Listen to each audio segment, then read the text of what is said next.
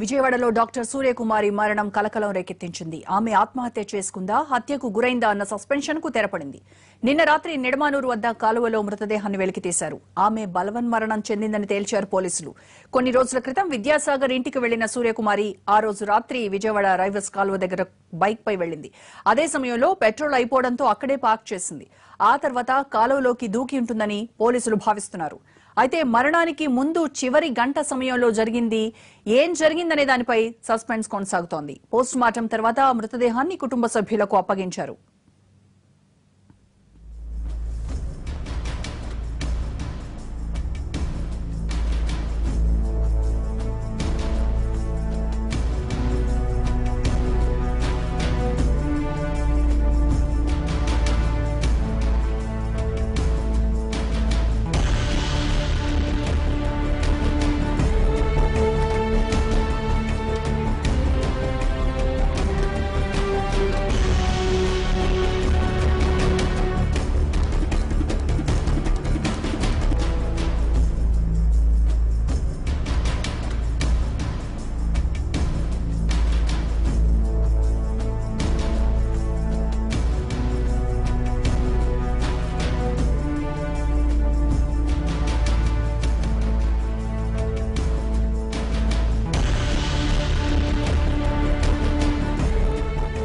సూర్యకుమారి చివరిసారిగా మాజీ ఎమ్మెల్యే కొడుకు విద్యాసాగర్ ను కలుసుకుంది. సూర్యకుమారి సెల్ మర్చిపోయిందని ఆమె ఇంటికి పట్టుకెళ్లి ఇచ్చిన విద్యాసాగర్ పై కుటుంబ సభ్యులు అనుమానాలు వ్యక్తం చేస్తున్నారు. సూర్యకుమారి అదృశ్యమయ్యాక తమ ఇంటికొచ్చి చాలాసార్లు ఆరా తీశాడంటున్నారు తల్లిదండ్రులు. అయితే చివరిసారిగా సూర్యకుమారి సెల్ నుంచి విద్యాసాగర్ సెల్ కు వెళ్లిన మెసేజ్ లో కూడా వాస్తవం లేదంటున్నారు. మాయ మాటలతో సూర్యకుమారిని నమ్మించి ప్రార్థనాలయంలో పరిచయం పెంచుకుని వంచాడని ఆరోపిస్తోంది మృతురాలి తల్లి. దీంతో విద్యాసాగర్ ను సూర్యకుమారి గంట సేపు ఏం మాట్లాడిందనే దానిపై స్పష్టత వస్తేనే కానీ ఈ కేసు మిస్టరీ వీడేలా లేదు. మెడికల్ కాలేజీలో చదివింది. ఇప్పటికీ చిన్నపిల్లలాగా నేను క్యారేజీలు పెట్టడం కానీ అంతా నేనే చూసుకుంటూ ఉంటా. ఇంట్లో ఎలాంటి ప్రాబ్లం లేదు. ఆమెతో పాటు నలుగురు పాపలు నాకు ఒక్కతే కాదు కదా. అందుకే నేను బాగా పెంచాను, పద్ధతిగానే ఉంచాను. మరి ఈ మధ్యలో ఈ మోసం చేసి పాపనే అలాగ చేశాడు. మాయ మాటలతో లోపరుచుకున్నాడు అన్నటువంటి ప్రచారం. మాయ మాటలతోనే లోపరుచుకొని మరి ఇంకా ఏం ప్రెస్ చేశాడో పాపని. ఆ రోజు వాళ్ళ ఇంట్లో గంట ఉందంట. ఆ గంటలో ఏం జరిగిందో కూడా మాకు తెలియదు. ఇంటికి వచ్చి పాప మా ఇంటికి వచ్చి ఫోన్ వదిలేసి వెళ్ళిందనే చెప్పాడు తప్పితే ఆ గంటలో ఏం జరిగిందో తెలీదు.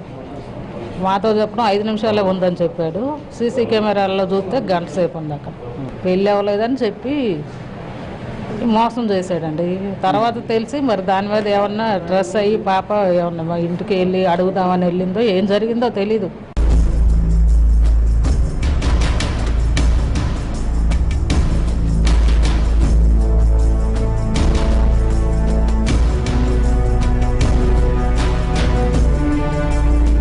డాక్టర్ అయ్యి తన కూతురు బలవన్మరణానికి పాల్పడటంతో కుటుంబ సభ్యులు నిర్ఘాంతపోయారు. నిన్న మొన్నటి వరకు వస్తుందని ఆశగా ఎదురు చూసిన తల్లిదండ్రులు ఇక తమ కూతురు లేదని తెలిసి గుండెలవిసేలా రోధిస్తున్నారు. తమ కూతురు చావుకు కారణం విద్యాసాగర్ అని ఆరోపిస్తున్నారు. తనకు పెళ్లి కాలేదని దగ్గరై తర్వాత భార్య పిల్లలు ఉన్నారనే విషయాన్ని బయటపెట్టాడని వాపోతున్నారు. ఢిల్లీ వెళ్లొచ్చిన తర్వాత విజయవాడ ప్రభుత్వాసుపత్రిలోనే వైద్యురాలిగా చేరాల్సి ఉన్న తన కూతురుని అదే ఆసుపత్రిలో మృతదేహంగా చూడాల్సి వస్తుందని ఊహించలేదని కన్నీరు మున్నీరయ్యారు విజయ్ కుమార్ దంపతులు.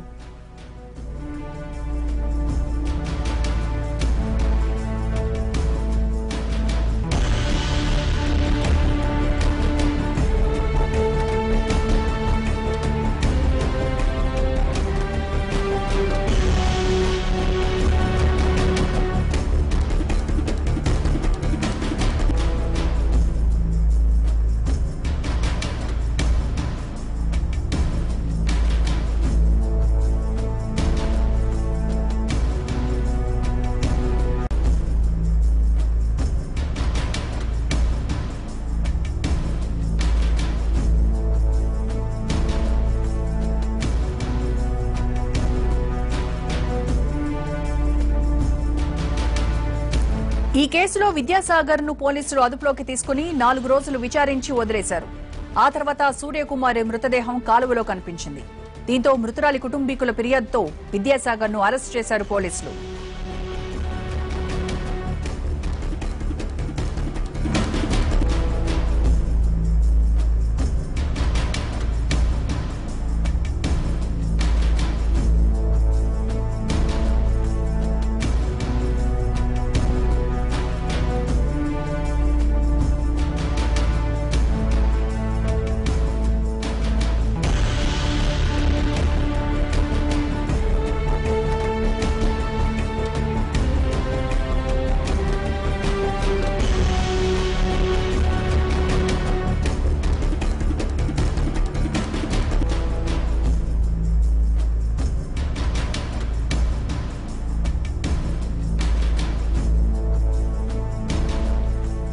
విజయవాడలో డాక్టర్ సూర్యకుమారి మరణం కలకలం రేకెత్తించింది. ఆమె ఆత్మహత్య చేసుకుందా, హత్యకు గురైందా అన్న సస్పెన్షన్ కు తెరపడింది. నిన్న రాత్రి నిడమానూరు వద్ద కాలువలో మృతదేహాన్ని వెలికితీశారు. ఆమె బలవన్మరణం చెందిందని తేల్చారు పోలీసులు. కొన్ని రోజుల క్రితం విద్యాసాగర్ ఇంటికి వెళ్లిన సూర్యకుమారి ఆ రోజు రాత్రి విజయవాడ రైవస్ కాలువ దగ్గరకు బైక్ పై వెళ్లింది. అదే సమయంలో పెట్రోల్ అయిపోవడంతో అక్కడే బండిని పార్క్ చేసింది. ఆ తర్వాత కాలువలోకి దూకి ఉంటుందని పోలీసులు భావిస్తున్నారు. అయితే మరణానికి ముందు చివరి గంట సమయంలో ఏం జరిగిందనే దానిపై సస్పెన్స్ కొనసాగుతోంది. పోస్ట్ మార్టం తర్వాత మృతదేహాన్ని కుటుంబ సభ్యులకు అప్పగించారు.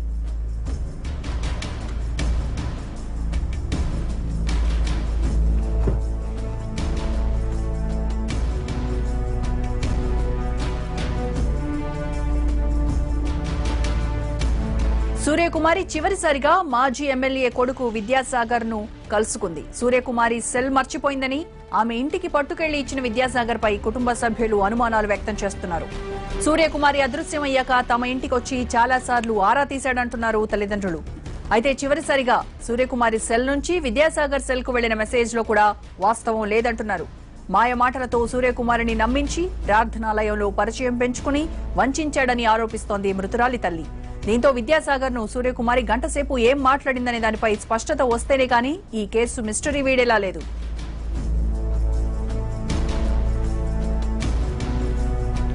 సూర్యకుమారి మృతిపై మరిన్ని వివరాలు మా ప్రతినిధి హరీష్ నడుదాం.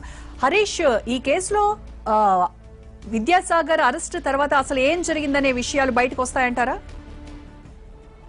అయితే ఈ వ్యవహారం మొత్తంలో రోజా కేవలం ఒకే ఒక వ్యక్తి విద్యాసాగర్. ఆ విద్యాసాగర్ పూర్తిగా నిజం చెబితే కానీ అసలు విషయం ఏంటనేది బయటకు వచ్చేటువంటి పరిస్థితి లేదు. ఎందుకంటే సూర్యకుమారి చనిపోయింది, ఇద్దరి మధ్య జరిగినటువంటి సంభాషణకు సంబంధించి, ఇద్దరి మధ్య జరిగినటువంటి సన్నిహిత్యానికి సంబంధించినటువంటి వివరాలు ఏవైతే ఉన్నాయో ఇద్దరికి మాత్రమే తెలుసు. ఇంకోవైపు తల్లిదండ్రులకు కూడా ఈ వ్యవహారాలు ఏమీ తెలియదు. ఆఖరి నిమిషంలో తెలిసింది, అది కూడా పెళ్లి సంబంధాలకు సంబంధించినటువంటి చర్చ ఇంట్లో జరుగుతున్నప్పుడు ఆ సమయంలో సూర్యకుమారి విద్యాసాగర్కి సంబంధించినటువంటి విషయాన్ని బయటపెట్టడం, ఆ తర్వాత కుటుంబ సభ్యులు ఈ వ్యవహారంలో కుటుంబ సభ్యులు పిల్లలతో సహా తల్లిదండ్రులు అందరూ కూడా కూర్చొని మాట్లాడుకున్న తర్వాత ఆమె కరాఖండిగా చెప్పింది, నేను విద్యాసాగర్ని పెళ్లి చేసుకుంటాను. ఈ విషయాన్ని విద్యాసాగర్లో ధృవీకరించేందుకు అర్ధరాత్రి కూడా ఆమె ఇంటికి వెళ్ళింది. ఇంటికి వెళ్ళిన తర్వాత గంటన్నర పాటు ఇద్దరు కూడా మాట్లాడుకున్నారు. గంటన్నర పాటు ఇంట్లో మాట్లాడుకుంటున్నటువంటి సమయంలో విద్యాసాగర్కి సంబంధించినటువంటి తల్లి, భార్య కూడా బయటకు వచ్చారు. అర్ధరాత్రి సమయంలో ఎవరు వచ్చారు, ఎవరు మాట్లాడుతున్నారని చెప్పి అడిగే ప్రయత్నం చేసిన సందర్భంలో తల్లిదండ్రులు భార్యని అదేవిధంగా తల్లిని కూడా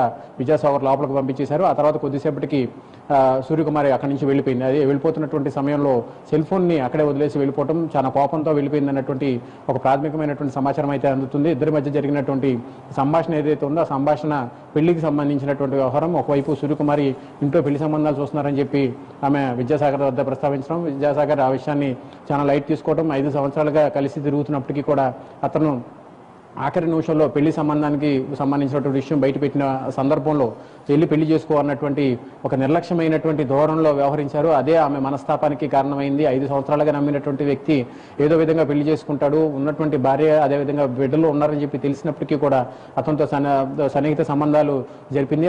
ఆ సంబంధాలు చివరి నిమిషంలో బెడిసికొట్టడం, ఆఖరి నిమిషంలో విద్యాసాగర్కి సంబంధించినటువంటి కుటిల బుద్ధి బయటపడినటువంటి నేపథ్యంలో ఆమె తీవ్రంగా మనస్తాపానికి గురయ్యి ఉంటుంది. ఆ తర్వాతనే ఆత్మహత్యకు సంబంధించినటువంటి కీలకమైనటువంటి నిర్ణయం తీసుకుంది. అక్కడి నుంచి సెల్ ఫోన్ కూడా వదిలేసి చాలా వేగంగా బండేసుకుని వచ్చేసిన తర్వాత సీసీ కెమెరాల్లో కూడా పోలీసులు కూడా విచారణ చేపట్టినటువంటి సందర్భంలో సీసీ కెమెరాలో కూడా కేవలం 1/2 కిలోమీటర్ వరకే సూర్యకుమారికి బండి మీద వెళ్తున్నటువంటి దృశ్యాలు కనిపించినాయి. అక్కడ ఆ సందర్భంలో సూర్యకుమారితో పాటు విద్యాసాగర్ లేకపోవడంతో 2 రోజుల క్రితమే విద్యాసాగర్ని అదుపులో తీసుకున్నప్పటికీ కూడా విద్యాసాగర్ని పోలీసులు విడిచిపెట్టేశారు. ప్రాథమికంగా విచారించి అతని వద్ద నుంచి కేవలం స్నేహితుడిగా ఉంటాము అనే సమాచారం రావడంతో తాత్కాలికంగా పోలీసులు అతను విడిచిపెట్టారు. ఆ తర్వాత 24 గంటలు కూడా గడవకముందే విజయవాడ రైల్వేస్ కాలువ వద్ద సూర్యకుమారి సంబంధించినటువంటి వాహనం దొరికింది. ఆ వాహనంలో చూసుకుంటే కనుక పెట్రోల్ అయిపోయింది. పెట్రోల్ అయిపోయి వాహనం అక్కడ ఆగిపోయినట్టుగా పోలీసులు నిర్ధారించారు.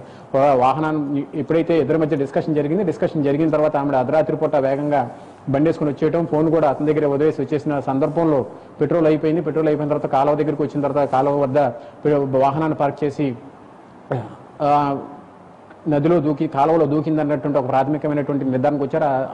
ఆ దిశగా దర్యాప్తు జరిపినప్పుడు ఆ రాత్రి 8 గంటల ప్రాంతంలో నిడమనూరు వద్ద రైల్వేస్ కాలువ వద్ద రైల్వే ట్రాక్ కి సమీపంలో కాలువలో మృతదేహం బయటకు వచ్చింది. ఇంకో విషయం ఏంటంటే సూర్యకుమారి ఎప్పుడైతే విద్యాసాగర్తో మాట్లాడి వెళ్ళిపోయిన తర్వాత ఆ ఫోన్ తీసుకుని విద్యాసాగర్ తల్లిదండ్రులు సూర్యకుమారి తల్లిదండ్రుల దగ్గరికి వెళ్ళటం, ఆ సమయంలో సూర్యకుమారి తల్లి మాత్రమే బయటకు వచ్చి సమాధానం చెప్పడం, ఆ తర్వాత తెల్లారిన తర్వాత కూడా 4-5 సార్లు వచ్చి సూర్యకుమారి వచ్చిందా అని చెప్పి తల్లిదండ్రులు ప్రశ్నించడం, ఈ వ్యవహారం మొత్తం చూస్తుంటే కనుక సూర్యకుమారి ఆత్మహత్య చేసుకునే విధంగా ఉందన్నటువంటి వ్యవహారాన్ని కుటుంబ సభ్యులు అనుమానం వ్యక్తం చేస్తున్నారు. ఇంకోవైపు ఎప్పుడైతే పోలీస్ విచారణ జరిగిన తర్వాత అతను విడిచిపెట్టారు విద్యాసాగర్ బయటకు వచ్చినప్పుడు కూడా మీడియాతో మాట్లాడుతున్నప్పుడు కూడా అప్రస్తుతంగా ఆయన ఒక మాట మాట్లాడాడు. ఎవరు అడగకుండానే, ఎవరు కూడా దాని గురించి ప్రశ్నించకుండానే అప్రస్తుతంగా ఒక మాటని దొరికినటువంటి పరిస్థితి. ఆయన అనుకోకుండానే మాట వచ్చిందా లేకపోతే కావాలని అన్నాడా అనేది ఒక చర్చగా మారినటువంటి నేపథ్యంలో సూర్యకుమారి అయితే చనిపోయేటువంటి మనిషి కాదు అని చెప్పి అతనంతటా అతనే అప్రస్తుతంగా వ్యాఖ్యలు చేయటం, ఆ వ్యాఖ్యలను కూడా పోలీసులు ప్రస్తుతం పరిగణలో తీసుకుంటున్నారు. ఇంకొకవైపు ఆ గంటన్నర పాటు జరిగినటువంటి సంభాషణ ఒక ఎత్తు అయితే, ఇంకోవైపు ఎటువంటి ప్రస్తావన లేకుండానే మీడియాతో మాట్లాడుతున్నప్పుడు సూర్యకుమారి చనిపోయేటువంటి వ్యక్తి కాదని చెప్పి విద్యాసాగర్ వ్యాఖ్యానించడం, ఈ 2 అంశాలు చాలా కీలకంగా మారుతున్నాయి. గంట సమయంలో జరిగినటువంటి పూర్తి స్థాయి సంభాషణ ఏంటి అనేది విద్యాసాగర్ బయట పెట్టాల్సినటువంటి అవసరం ఉంది. ఇంకోవైపు తల్లిదండ్రులు కూడా తీవ్రంగామైనటువంటి అనుమానాలు వ్యక్తం చేస్తున్నారు. పెళ్లి కాలేదు అని చెప్పి మొదట్లో చర్చలో వీళ్ళిద్దరి మధ్య పరిచయం ఏదైతే ఏర్పడిందో ఆ సందర్భంలో పెళ్లి కాలేదని చెప్పారు. తర్వాత ఫ్రెండ్షిప్ బలపడిన తర్వాత, సన్నిహిత్యం బలపడిన తర్వాత పెళ్లి వ్యవహారాన్ని బయటికి తీసుకొచ్చి పెళ్లి భార్య ఉంది, పిల్లలు ఉన్నారన్న విషయాన్ని కూడా బయట పెట్టారు. ఈ నేపథ్యంలో మొత్తం చూస్తే కనుక విద్యాసాగర్ వ్యవహరించినటువంటి తీరు, ఆఖరి నిమిషంలో సూర్యకుమార్తో ఏం మాట్లాడాడు, ఆమె ఎందుకు అంత కోపంగా వెళ్ళిపోవాల్సి వస్తుంది, అర్ధరాత్రి సమయంలో కూడా ఆమె అంత డేర్గా బండేసుకొని అర్ధరాత్రి 1:30 గంటల సమయంలో రోడ్డు మీదకి వచ్చి అంత వేగంగా బండేసుకుని వెళ్ళిపోవడం, ఈ 3 అంశాలను పరిగణలో తీసుకుంటే కనుక పూర్తి స్థాయిలో విద్యాసాగర్ మీద ఉన్నటువంటి అనుమానాలు బలపడుతున్నటువంటి పరిస్థితి. ఈ వ్యవహారంలో విద్యాసాగర్ ఒక్కడే కీలకమైనటువంటి వ్యక్తి కావటం, ఇంకోవైపు విద్యాసాగర్ భార్య కూడా ఉంది, ఆమె కూడా 1-2 సార్లు విద్యాసాగర్ అదేవిధంగా సూర్యకుమారి విద్యాసాగర్కి సంబంధించిన ఒక షాపులో ఉన్నప్పుడు చూశాను అని చెప్పి ఎప్పుడైతే విద్యాసాగర్ని పోలీసులు తీసుకెళ్లారో ఆ సమయంలో చెప్పడం, ఈ మొత్తం వ్యవహారాలన్నీ కూడా చాలా అనుమానాలకి తావిస్తున్నటువంటి నేపథ్యంలో గంటన్నర చివరిసారిగా ఇద్దరి మధ్య విద్యాసాగర్ సూర్యకుమారి మధ్య జరిగినటువంటి గంటన్నర సంభాషణ ఏదైతే ఉందో ఆ సంభాషణకు సంబంధించినటువంటి వివరాలు కేవలం ఒకే వ్యక్తి విద్యాసాగర్ మాత్రమే బయటపెట్టాల్సినటువంటి, అది పోలీసుల దర్యాప్తులో పోలీసులు తీసుకునేటువంటి ట్రీట్మెంట్ ద్వారా అది పూర్తిగా బయటకు వచ్చేటువంటి పరిస్థితుంది. ఆ విషయం సంభాషణ ఏం జరిగింది అన్నది బయటకు రావటం. ఇంకోవైపు మెసేజ్కి సంబంధించి మా వ్యవహారం ఇంట్లో తెలిసిపోయిన తర్వాత నువ్వు కూడా జాగ్రత్తగా ఉండని చెప్పి మెసేజ్ ఒకటి టైప్ చేసి ఫార్వర్డ్ చేసినటువంటి పరిస్థితి. అయితే ఆ సమయంలో ఆ ఫోను ఇద్దరి మధ్య ఉన్నటువంటి సాన్నిహిత్యం కారణంగా సూర్యకుమారి వద్ద ఉందా, సూర్యకుమారే విద్యాసాగర్కి పంపించింది అన్నదాని మీద మాత్రం క్లారిటీ లేదు. ఈ మెసేజ్కి సంబంధించినటువంటి వ్యవహారం కూడా ఆ ఒక్క మెసేజే బయటకు వచ్చింది, మిగతా ఈ మెసేజ్లు ఇద్దరి మధ్య జరిగినటువంటి సంభాషణకు సంబంధించినటువంటి ఏ మెసేజ్ కూడా బయటకు రాలేదు. కేవలం విద్యాసాగర్ని సేఫ్ సైడ్లో నెట్టే విధంగా ఉన్నటువంటి ఒక మెసేజ్ మాత్రమే బయటకు రావడం కూడా కొంత అనుమానాలు వ్యక్తమవుతున్నాయి. ఆ మెసేజ్ విద్యాసాగర్కి సేఫ్ సైడ్గా ఉండటంతో అతనే లీక్ చేశాడు అన్నటువంటి ఒక సందేహం కూడా వ్యక్తమవుతుంది. ఈ మొత్తం వ్యవహారాలు చూసుకుంటే కనుక గంటన్నర పాటు జరిగినటువంటి సంభాషణ, మెసేజ్కి సంబంధించినటువంటి సంభాషణ, ఇంకోవైపు విద్యాసాగర్ సూర్యకుమారి షాప్లో ఉండి ఏకాంతంగా ఉన్నటువంటి సమయంలో నేను చూశాను అని చెప్పి విద్యాసాగర్కి సంబంధించినటువంటి భార్య బహిరంగంగా చెప్పినటువంటి నేపథ్యం, ఈ మొత్తం వ్యవహారాలు చూసుకుంటే కనుక టోటల్ ఎపిసోడ్ మొత్తం విద్యాసాగర్కి సంబంధించినటువంటి వ్యవహారం. నోరు మెదిపితే పోలీసులు అదుపులో ఉన్నటువంటి వ్యక్తి అతను నోరు మెదిపి అసలు తనంతట తానుగా విషయం చెప్తే కానీ సూర్యకుమారి మరణానికి సంబంధించినటువంటి అసలు విషయం బయటకు వచ్చేటువంటి పరిస్థితి లేదు. రోజా రైట్ హరీష్.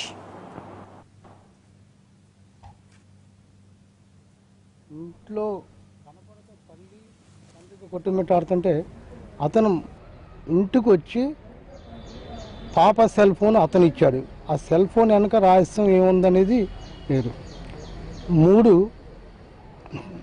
1:26 వాళ్ళ ఇంట్లోకి వెళ్తే 2:36 బయటకు వస్తే 2:45 సెల్ ఫోన్ తీసుకొని అర్ధరాత్రి మా ఇంటికి వచ్చి మా మిస్సెస్ బయట మెట్ల మీద బాధపడుతుంటే ఇచ్చెళ్ళాడు. రెండోది సెకండ్ అర్ధగంట అయ్యాక 3:15 మళ్ళీ తిరిగి అతను వచ్చి నేను దేవులాడుతున్నాను, ఇక్కడే ఉంటుంది, ఈ చుట్టుపక్కల ఉంటుందని మళ్ళీ అతనే ఇంటికి వచ్చి 3:15 తెలియపరిచాడు.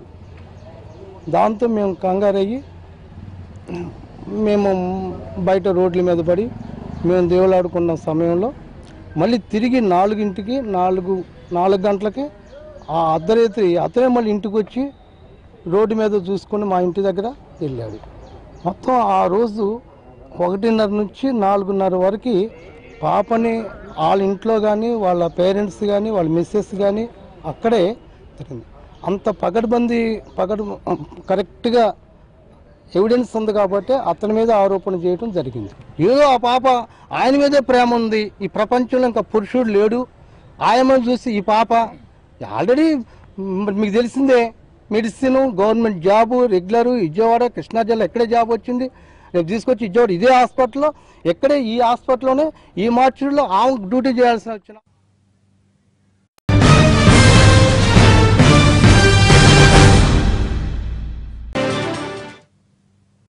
బీజేపీ అధిష్టానం ఆదేశిస్తే క్రియాశీలక రాజకీయ ప్రవేశంపై ఆలోచిస్తానన్నారు వెంకయ్య కుమార్తె దీప. తండ్రి అధికారం అడ్డుపెట్టుకోవడం కాకుండా స్వతహాగా ఎదగాలన్నది తన లక్ష్యమన్నారు. ఓ సిద్ధాంతాన్ని నమ్ముకుని నాన్నగారు ఈ స్థాయికి వచ్చారంటున్న దీపతో మా ప్రతినిధి ప్రసాద్ ఫేస్ టు ఫేస్. ఉపరాష్ట్రపతి పదవి జరిగినటువంటి ఎన్నికలకు సంబంధించి దేశ చరిత్రలో అత్యంతమైనటువంటి ఒక చరిత్రగా నిలిచిపోయే రోజు ఈరోజు. తెలుగువాడైనటువంటి వెంకయ్య నాయుడు గారు ఈరోజు రాజ్యాంగ పదవికి ఎన్నిక కావటం అన్నది ఒక శుభపరిణామం కాగా ఇది ఒక చరిత్ర కూడా. ఎప్పుడూ గతంలో లేని విధంగా 516 ఎంపీల మద్దతుతో ఘనమైనటువంటి విజయాన్ని సాధించారు. ఈ నేపథ్యంలో ఆమె కుమార్తె సేవారంగంలో విశిష్టమైనటువంటి సేవలు అందిస్తూ యువతకు దారి చూపిస్తున్నటువంటి దీపా వెంకటరమణ గారు మనతో ఉన్నారు. ఈ ఉపరాష్ట్రపతి పదవికి అభ్యర్థిగా ఎంపికైన తర్వాత జరిగిన పరిణామాలు, ఆమె మనసులో కదిలిన భావాలు ఏమిటో తెలుసుకుందాం. దీపా వెంకట గారు నమస్కారం. మొట్టమొదటిగా తెలుగు ప్రజలందరి తరఫున, దేశ ప్రజలందరి తరఫున మీకు శుభాభినందనలు. సుదీర్ఘమైనటువంటి రాజకీయ చరిత్రలో ఒక అత్యుత్తమైనటువంటి ఒక ఘట్టానికి చేరుకున్నటువంటి ఈ నేపథ్యంలో ఉపరాష్ట్ర పదవికి అభ్యర్థిగా ఎంపికైన తర్వాత మీ నాన్నగారిలో మీరు చూసినటువంటి మార్పు ఏమిటి? ప్రత్యేకంగా మార్పు అనేది చాలా ప్రస్ఫుటంగా కనిపించింది నాన్నగారిలో. ఒక ఆలోచన సరళి నుంచి గత 50 సంవత్సరాలు అనొచ్చు పైనే, అంటే ఆయనకి ఒక స్పష్టమైన ఆలోచన వచ్చినప్పటి నుంచి. ఎందుకంటే ఇప్పుడు నాన్నగారి వయసు 68 సంవత్సరాలు. సో అప్పటి నుంచి ఇప్పుడు వరకున్న ఒక ఆలోచన సరళిని మార్చుకోవటం అనేది, మార్చుకుని ఎలా మనం ఆలోచించాలి అనే దాని మీద చాలా ఆలోచన చేస్తున్నారు. ఇలాంటి ఆలోచన నేను గతంలో మన ఆంధ్రప్రదేశ్ విభజన సమయంలో పార్లమెంట్లో జరుగుతున్నప్పుడు నాన్నగారు ఏకదాటిగా 72 గంటల పాటు అసలు ఆయన నిద్ర కూడా పోలేదు. అది వచ్చి ఆందోళనతో కూడుకున్న ఆలోచన. ఇదేంటంటే మనం ఈ కొత్త బాధ్యతలో ఎలాగా దాని ఔన్నత్యాన్ని కాపాడుతూ, అలాగే ఇన్ని సంవత్సరాలు మనం చేస్తున్న పనిని నుంచి, అంటే ప్రజాసేవే డెఫినెట్లీ ఇది కూడా, కానీ ఒక రాజ్యాంగబద్ధమైన పదవిలో మనం వెళ్తున్నప్పుడు దాని ఔన్నత్యాన్ని కాపాడుతూ మన ఉనికిని కోల్పోకుండా దాని విశిష్టతను, అలాగే మన వల్ల దానికి మనం ఆ పదవికి మనం మన వంతుగా మనం ఏమి చేయగలం అండ్ దానికి న్యాయం చేసే విధంలో, అలాగే దానివల్ల ఎందుకంటే ప్రజోపయోగ పనులు ఎలా చేయగలం దీని ద్వారా అనేది ఆయన ఆలోచన. చాలా మీకు తెలుసు ఆయనకి పార్టీ అన్నా లేకపోతే ఇదనేది తల్లి లాంటిది. సో ఒక తల్లి నుంచి కాకుండా ఇంకొక కొత్త ఆలోచనలోకి వెళ్ళటం అనేది మామూలుగా యూజువలీ అది ఒక ఆడపిల్లకు ఉంటుంది. తల్లిదండ్రుల నుంచి అత్తగారింటికి వెళ్తున్నప్పుడు ఆలోచన ఉంటుంది కొంచెం, కానీ అది చిన్న వయసులో. ఏదన్నా గాంభీర్యం ఆయన్ని ఆవరించిందా? గాంభీర్యం అంటే డెఫినెట్లీ పార్టీ నుంచి దూరంగా వస్తున్నాం. సో ఇన్ని సంవత్సరాలు తల్లిలాగా ఉన్న పార్టీని కాకుండా మనం అంటే ఎప్పుడైతే నాన్నగారు రాజకీయాల నుంచి దూరంగా అంటే యాక్టివ్ రాజకీయాల నుంచి ఈ ఎలక్షన్స్ వీటిలన్నిటి నుంచి పదవుల నుంచి దూరంగా 2019 తర్వాత మోడీ గారు ప్రధానమంత్రిగా రెండోసారి ఎంపిక అయిన తర్వాత సుస్థిరంగా ప్రభుత్వం ఏర్పడిన తర్వాత ఆయన 2019 తర్వాత ఆయన తిరిగి మన ఊరికి వెళ్ళిపోదామనే ఆలోచన ఎప్పుడు ఉండేది. ఒక రాజకీయ నాయకుడు ఆ స్థాయిలో ఉంటూ ప్రజాసేవ అత్యున్నత పదవుల్లోనే ఉంటూ దాన్ని త్యజించి ప్రజాసేవలోకి ఎలాగే వెళ్ళగలిగి మనం చేయాలి అనే దాని మీద ఉండేది నాన్నగారి ఆలోచన, అలా చేయాలని. ఈ రాజకీయ వారసత్వాన్ని సహజంగానే అందరూ చాలామంది వెంకయ్యనాయుడు గారి మద్దతుదారులు, అభిమానులు, తెలుగు ప్రజలు, సగటు తెలుగువాడు కోరుకుంటాడు. మీ మనసులో ఉన్న మాటను నిర్భయంగా చెప్పండి. అంటే నాన్నగారు ఒక నిజమైన నాయకుడు అండి. ఆయన ఏంటంటే నాయకుడు అనేవాళ్ళు ఎవరంటే తనతో పాటు చాలామంది నాయకులను తయారు చేసేవాళ్ళు. అలాగా నాయకుల్ని తయారు చేయటంలో లేకపోతే ఒక గురువు ఆయనకున్నది ఆయన దాచిపెట్టేసుకుని ఆయన పిల్లలకి పంచివ్వాలి అనుకునే స్వార్థం ఆయనలో ఎప్పుడూ లేదు. And at the same time చాలామంది నాయకుల్ని, చాలామంది యువకుల్ని ఆయన తీసుకురావడం జరిగింది, వాళ్ళని ప్రోత్సహించడం జరిగింది. అండ్ పార్టీ ఏమి మా కుటుంబ సొత్తు కాదు, అండ్ అక్కడ మా కుటుంబ ఆస్తి కూడా కాదు అది. అట్ ద సేమ్ టైం నాన్నగారు రాజకీయ నాయకుడు కన్నా కూడా ఒక ప్రజాసేవకుడు. ప్రజాసేవ చేయటం కోసం ఆయన రాజకీయాన్ని ఒక మార్గంగా ఎంచుకున్నారు.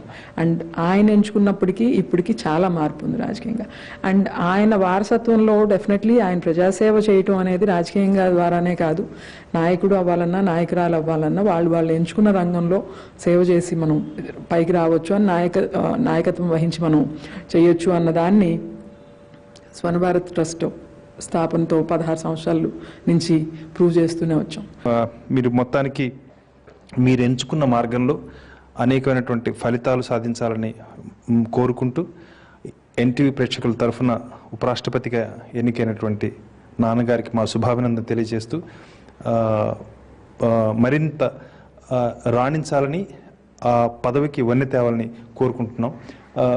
దీపా వెంకట్ గారు మాట్లాడుతూ ప్రధానంగా తను ఇప్పటికి మాత్రం సామాజిక సేవకే పరిమితమేనని, వారసత్వ రాజకీయాలపై తనకు అంత గట్టి నమ్మకం లేదని, అయితే తనను తానుగానే నిరూపించుకునే అవకాశం వస్తే పార్టీ కోరుకుంటే అప్పుడు ఆలోచిస్తానని మాట్లాడుతున్నారు క్రియాశీలక రాజకీయాల గురించి. మొత్తానికి ఈ శుభ పరిణామం రానున్న రోజుల్లో తన తండ్రి ఉపరాష్ట్రపతి పదవికి ఏ రకంగా వన్నె తెస్తారు, దాన్ని ఎలా నిభాయించుకుంటారు, ఎలా సమతుల్యాన్ని పాటించి ఇంకా మరింత పేరు తెచ్చుకుంటారని ఆందోళనతో, అదేవిధంగా కాస్త ఆతృతతో కూడా ఎదురు చూస్తున్నారని దీపా వెంకట్ చెప్తున్నారు. ప్రసాద్, ఎన్టీవీ, న్యూఢిల్లీ. ఇవి బులెటిన్ విశేషాలు. నెక్స్ట్ హలో డాక్టర్ ప్రసారం. Stay tune.